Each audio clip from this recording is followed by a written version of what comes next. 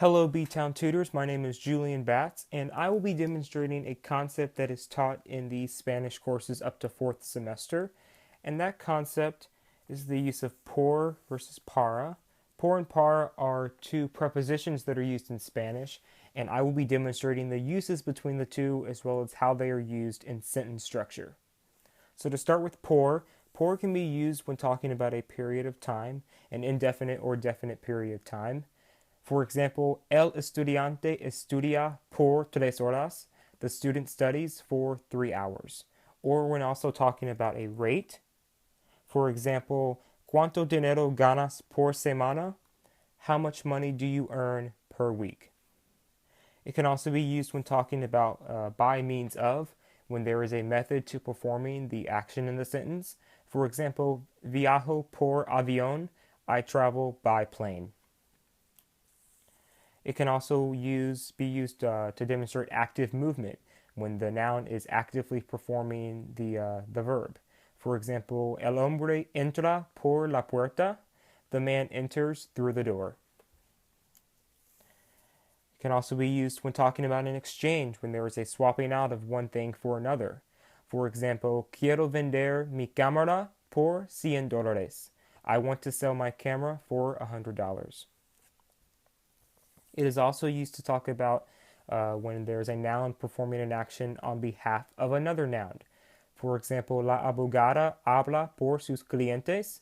The lawyer speaks on behalf of their clients. And also for the direct translation of by when referring to a cause. For example, este edificio fue construido por un arquitecto. This building was constructed by an architect.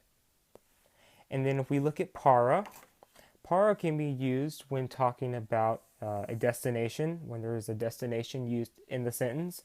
For example, el tren sale para Madrid, where Madrid is the destination. We also have for the intended purpose or goal, when there is a noun being used for something or someone else. For example, trabajo para mi tía, I work for my aunt. It is also used when talking about the use of a noun for something else as far as a noun or another verb.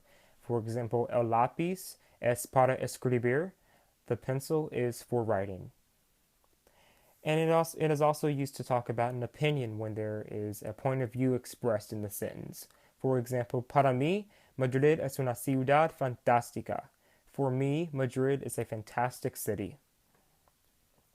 It is also used for a comparison when there is a comparison between two things.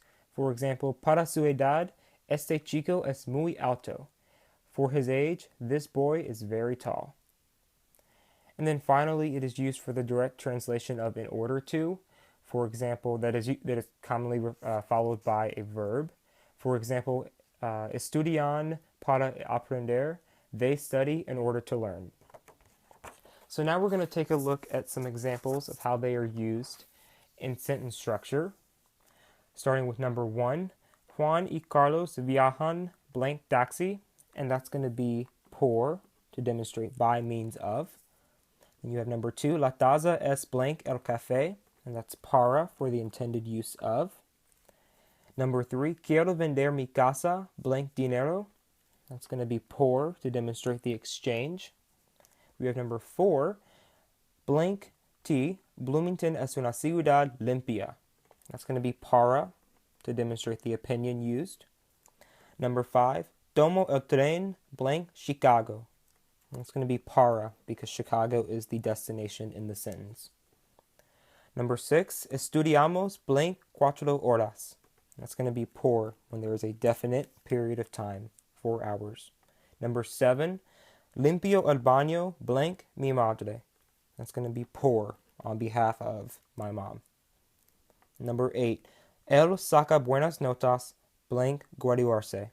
And that's going to be para with the direct translation of in order to. He gets good grades in order to graduate.